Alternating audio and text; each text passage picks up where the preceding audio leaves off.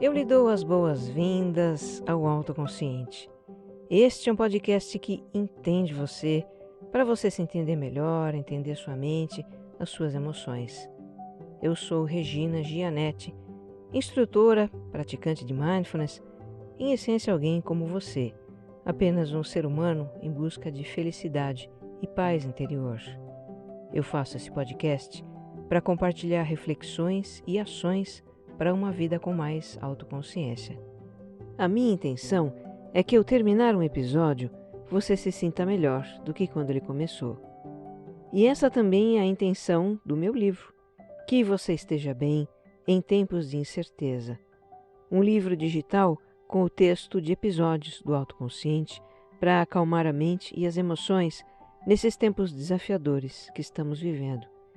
Entre no meu site autoconscientepodcast.com.br.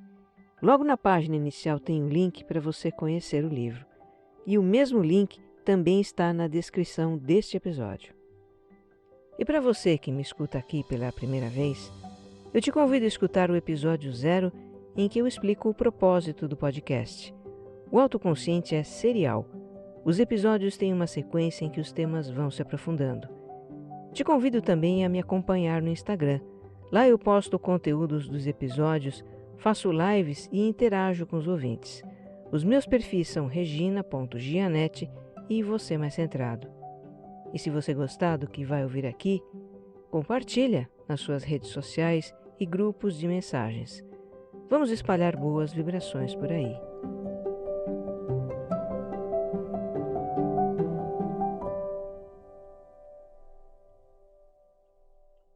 Episódio 71. Relacionamento amoroso, parte 1.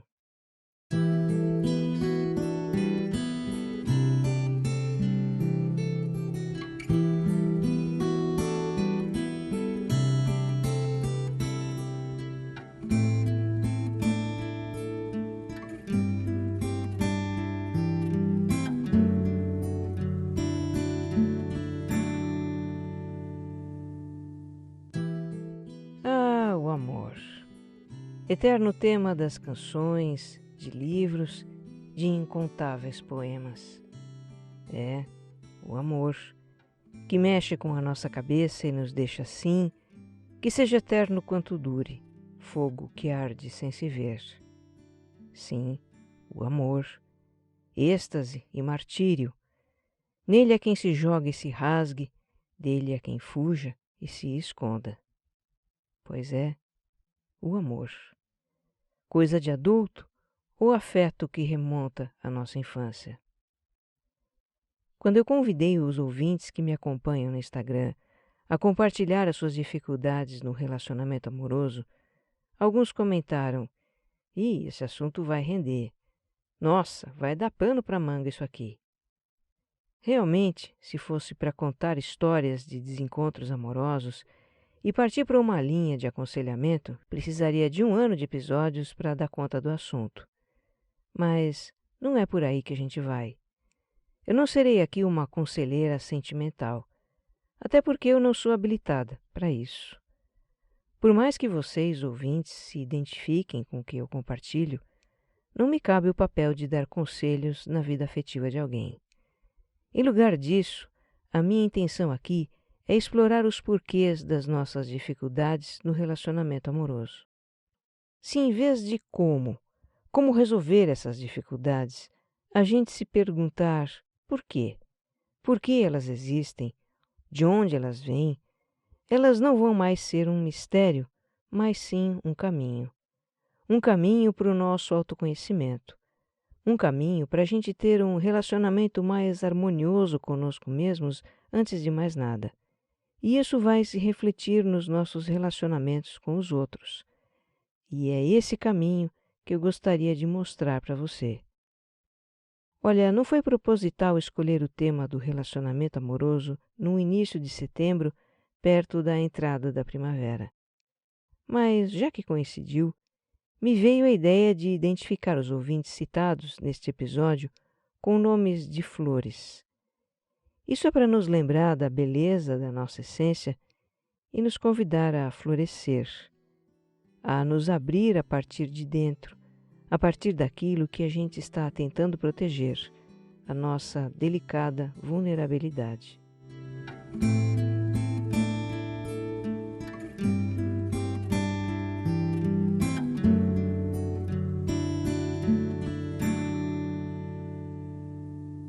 Tem uma questão que eu acho importante abordar logo de início, que é a dificuldade de estabelecer um relacionamento amoroso oficial, digamos assim, um compromisso nos dias de hoje.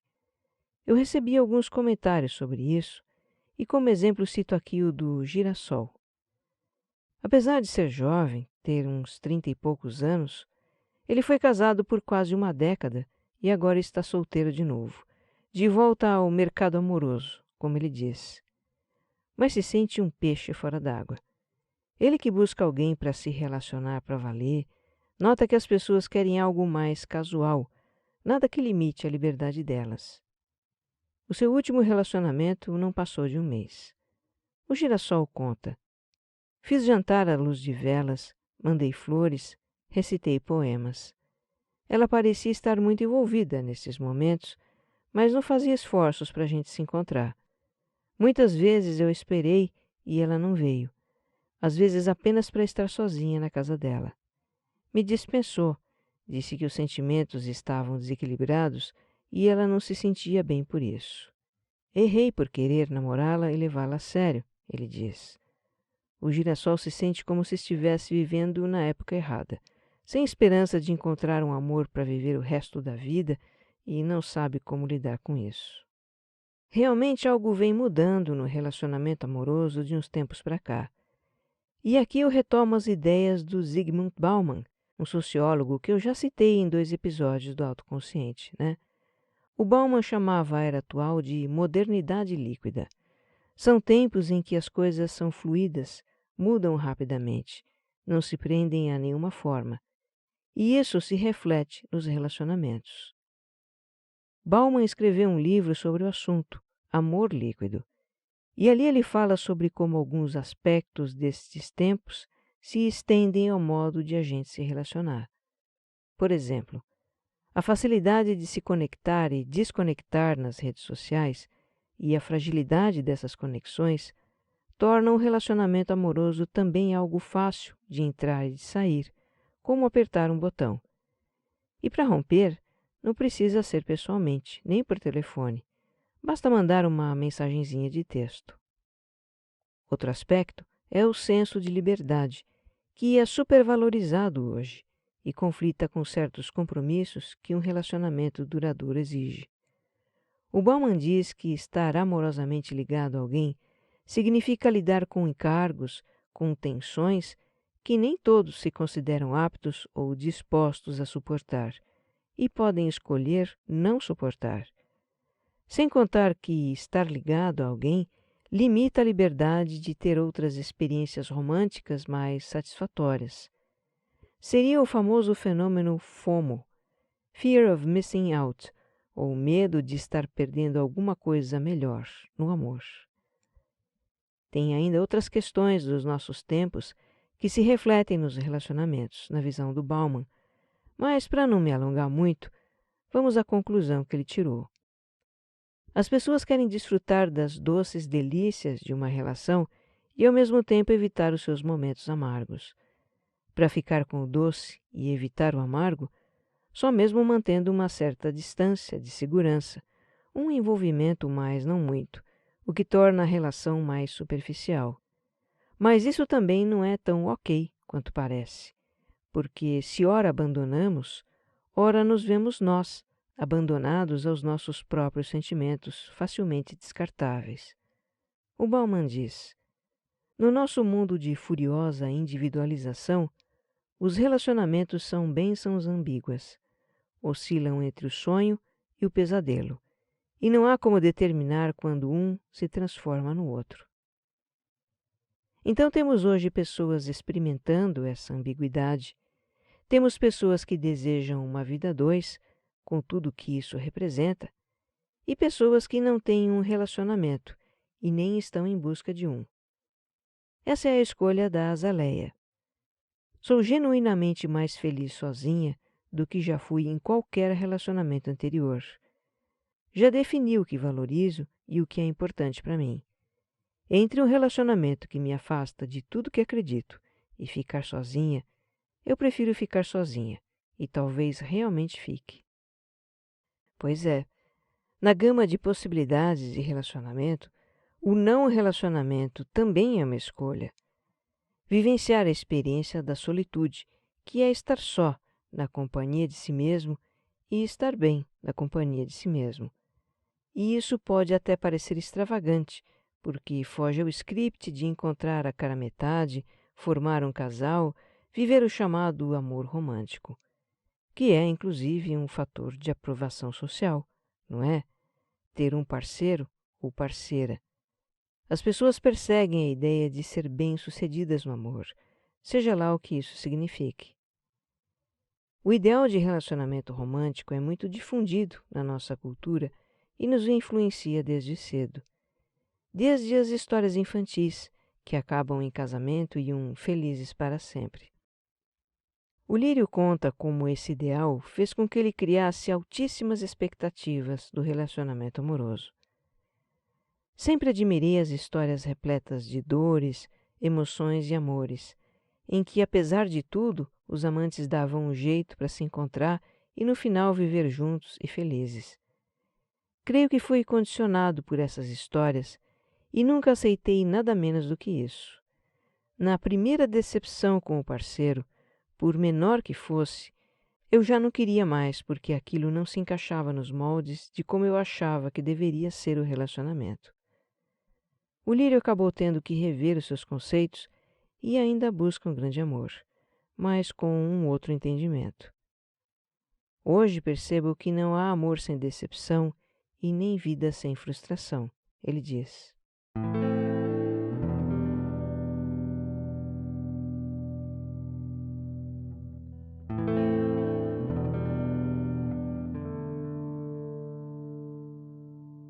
Realmente, o ideal do amor romântico pode influenciar as nossas expectativas sobre os relacionamentos.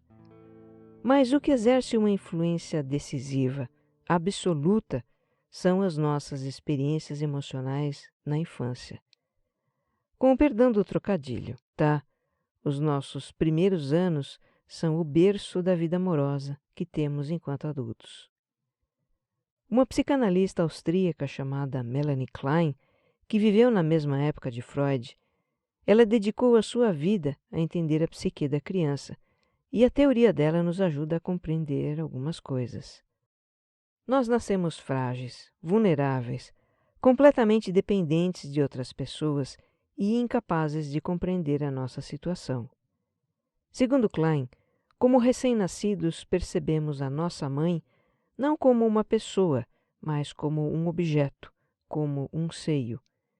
Quando esse objeto está presente, o seio que nos alimenta, temos com ele uma relação de prazer, de calma e aconchego. Mas esse objeto também fica ausente e nos sentimos famintos, desamparados, aterrorizados. Sentimos uma intensa ansiedade quando esse objeto se afasta. Essa situação de sofrimento aciona um mecanismo de defesa da nossa psique, que é a cisão. Então fazemos uma separação entre o seio bom, que está presente, que traz segurança e prazer, e o seio mau, que se afasta e gera sofrimento. O seio bom é adorado, acariciado, nos apegamos a ele. O seio mau é odiado porque nos faz sofrer, queremos machucá-lo, mordemos, batemos nele. Esses nossos comportamentos não são conscientes, é claro. São daquela instância primitiva da nossa psique que Freud chamou de id, e eu falei um pouco dela no episódio anterior. O id não é racional, é puro impulso de sobrevivência. Bom, o nosso cérebro se desenvolve rapidamente nos primeiros meses de vida. A gente vai aos poucos entendendo que a nossa mãe não é um objeto, mas uma pessoa que tem suas próprias vontades. No final da primeira infância, cai a ficha de que a nossa mãe não é nem inteiramente boa, nem inteiramente má, mas uma mistura das duas coisas. E isso se aplica também a outras pessoas, o pai, ou outro alguém que cuida de nós. Mas enquanto crianças pequenas, continuamos muito dependentes de amor, atenção e cuidado, e queremos tudo isso de forma exclusiva. Então começamos a adaptar os nossos comportamentos para obter esse amor, atenção e cuidado. Fazemos manhas, birras, gracejos, chororô, malcriação, damos chilique. Enfim, conforme a dinâmica de relacionamento que temos com os nossos pais e o modo como eles respondem aos nossos comportamentos, vamos consolidando os nossos modelos mental e comportamental nas relações afetivas. E para a gente começar a entender esses nossos modelos nas relações afetivas, podemos nos basear na teoria dos estilos de apego do psicanalista britânico Edward Bowlby. E essa teoria, que procura entender o comportamento afetivo das crianças, foi depois aplicada ao comportamento adulto nas relações amorosas, porque se percebeu que nós, enquanto adultos, reproduzimos na relação com parceiros comportamentos que tivemos com os nossos pais. Se para você soa estranho que o seu modo de se relacionar com os pais na infância tem a ver com o seu modo de se relacionar com homens ou mulheres hoje, considere que, nos dois casos, o que você sempre buscou foi amor. Alguns ouvintes que compartilharam suas histórias têm essa percepção. Geralmente quem passou por terapia ou fez algum trabalho de autoconhecimento vê claramente essa conexão. A Begônia, por exemplo.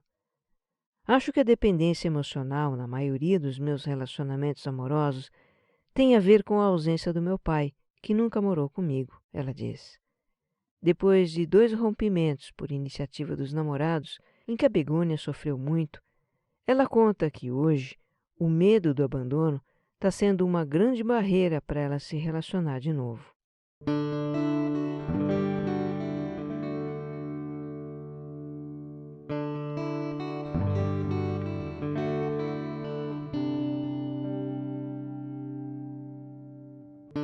Vamos então conhecer os 4 estilos de apego em adultos, começando pelo apego seguro. E como o nome sugere, a pessoa que desenvolveu um apego seguro estabelece uma relação de confiança e de intimidade emocional com o parceiro. Ela preserva a sua individualidade e dá espaço para o parceiro ter a dele também, ter os seus próprios interesses. Ela não idealiza o outro e nem tenta ser quem ela não é. Se sente confortável em ser ela mesma na relação. O compartilhar do ouvinte Gerânio me parece um retrato do apego seguro. Ele é casado há 17 anos e define a relação com a sua esposa como uma parceria. Aprendemos a nos conhecer e a nos amar como somos. Evoluir juntos no autoconhecimento está sendo um lindo caminho no nosso relacionamento. O amor e a paixão juntam as pessoas, mas o autoconhecimento é que faz você ter a reação, a forma de pensar, a compaixão e a palavra certa na hora certa. Tudo isso torna o relacionamento muito mais profundo, sólido e agradável, ele diz. Ter um apego seguro não significa ser indiferente ao outro, mas sim não ter uma relação de dependência do outro. Se o relacionamento um dia acabar, essa pessoa vai sofrer também, claro, talvez fique desapontada, mas essa experiência não vai impedir que ela tenha uma nova relação de confiança com outro parceiro. Os outros 3 estilos de apego na teoria do Bowlby são inseguros. Eles se desenvolvem na criança que não teve as suas necessidades e expectativas de amor e atenção preenchidas, ou porque os pais eram fisicamente ou emocionalmente ausentes, ou tinham bloqueios emocionais originados na própria infância, ou eram problemáticos, enfim. Por motivos vários, a criança não se sente segura do amor dos pais e, ao se tornar adulta, transfere essa insegurança para o relacionamento amoroso. A gente começa pelo apego ansioso preocupado, que faz a pessoa ter uma forte necessidade de intimidade, uma avidez por se relacionar. Ela vai com toda a sede ao pote, e é muito comum que não se sinta correspondida à altura da intensidade dos seus sentimentos. Ela tem medo do abandono e não se sente segura da sua aceitação pelo parceiro. O compartilhar da tulipa ilustra essa situação. O que me aflige é pensar que eu amo mais, me entrego mais, me dedico mais do que o meu companheiro. Acredito que ele me ama, pois são 10 anos juntos. No entanto, acho que eu sou mais intensa e me preocupo mais. A tulipa imagina como seria se o marido a trocasse por uma mulher mais bonita, mais nova, mais inteligente. Se preocupa com os contatos dele nas redes sociais. Faz dieta, academia e tratamentos estéticos mais para manter o marido atraído por ela do que para se sentir bem consigo mesma. O estilo ansioso preocupado se expressa ainda de outras maneiras. Uma delas é a pessoa buscar relacionamento com parceiros a quem ela possa proteger ou completar de alguma forma, como no caso da orquídea. Tenho medo do abandono e faço escolhas por pessoas carentes, necessitadas ou problemáticas, com o intuito íntimo de ser a salvadora da vida delas, e assim fazê-las dependentes de mim emocionalmente ou financeiramente. Imagino erroneamente que assim não vão me abandonar. Mas a verdade é que depois que me sugam tudo e não tenho mais importância, ao invés de gratidão, recebo justamente o abandono, ela diz. É paradoxal essa situação, né? A orquídea procura alguém que se torne dependente dela para suprir a sua própria dependência emocional. Outro comportamento do apego ansioso preocupado é anular-se, deixar de exprimir suas opiniões e vontades, ceder ao que o parceiro quer, para não contrariá-lo e correr o risco de perdê-lo. É o que se passa com o antúrio. Não consigo me posicionar em algumas questões e acabo baixando a cabeça, aceitando situações que depois ficam martelando na minha mente e tomam enormes dimensões. Eu sofro muito com isso.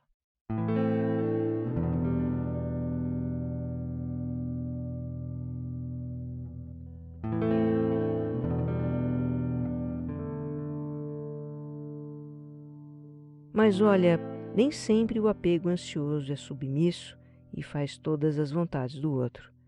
Em algumas pessoas, esse estilo de apego é possessivo e controlador. Tá certo que um pouco de ciúme todo mundo tem, é natural. É natural sentir uma alfinetada quando alguém cobiça a pessoa que nos é cara, ou quando a pessoa que nos é cara dá uma atenção um pouco maior que o normal a outro alguém, sabe assim? Quem nunca sentiu ciúme, né? Um ciúme ocasional, passageiro, tem até um lado positivo, que é nos fazer zelar pela relação. Até aí, tudo bem. Agora, quando o ciúme é um sentimento frequente, quando faz a pessoa se preocupar o tempo todo com o parceiro, onde ele está, com quem está, o que está fazendo, quando leva a pessoa a vasculhar secretamente as coisas do parceiro, se importar até com os relacionamentos que ele teve no passado, aí esse ciúme é uma manifestação do apego ansioso. A flor de cerejeira se reconhece ciumenta demais. Casada há 16 anos, ela vive pensando que a qualquer momento o marido pode se interessar por outra. Crio histórias na minha cabeça e as torno reais, ela conta.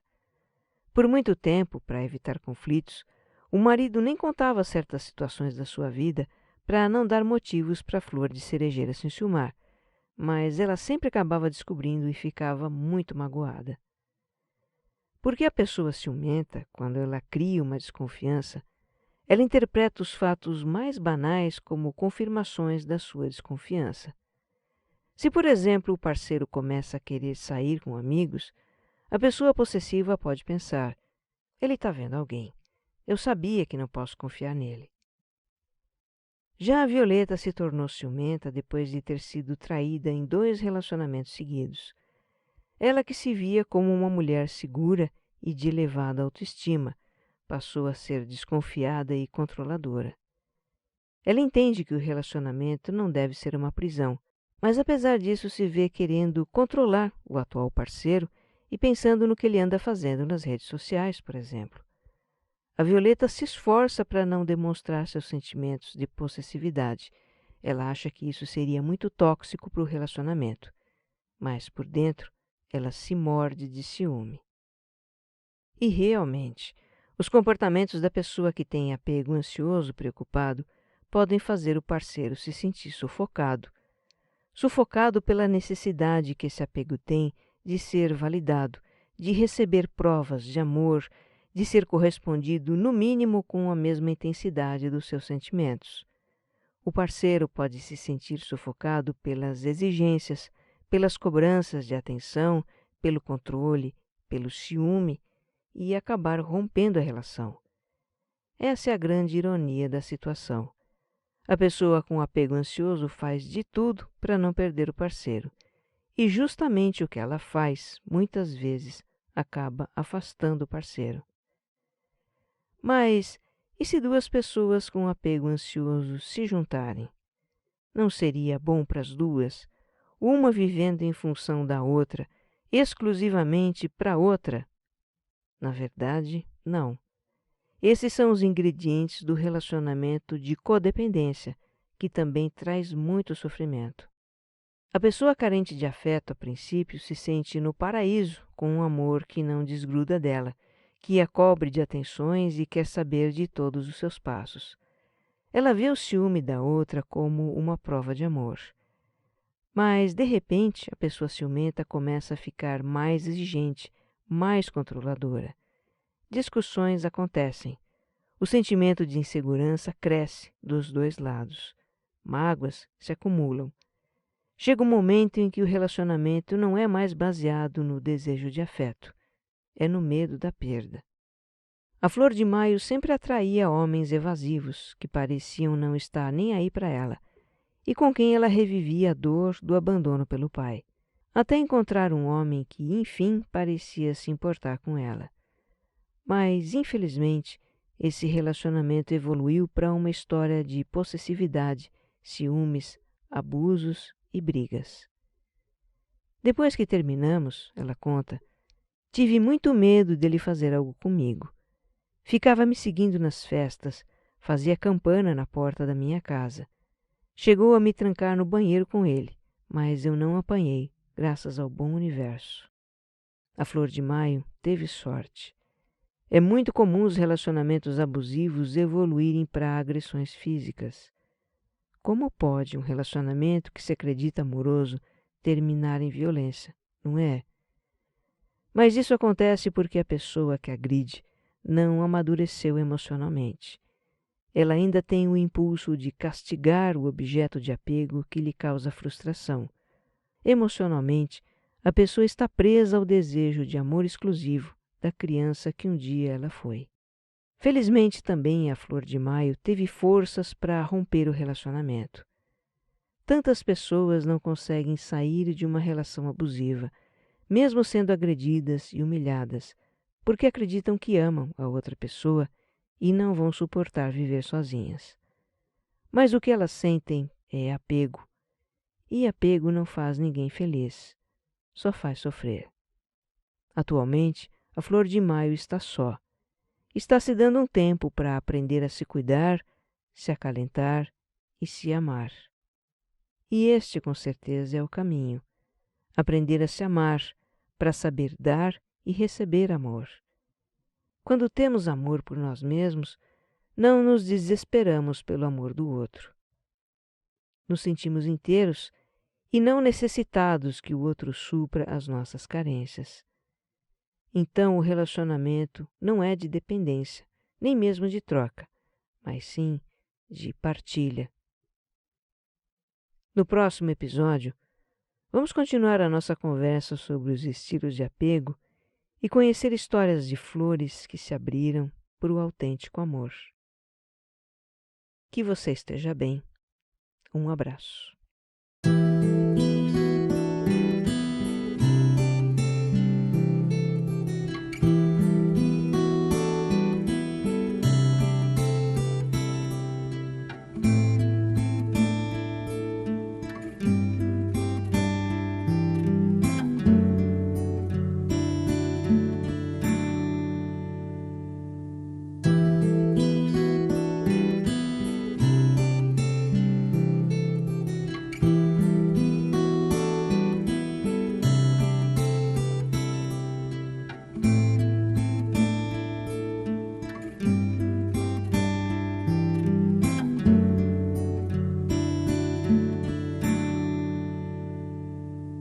Autoconsciente é um podcast distribuído pela Rede B9.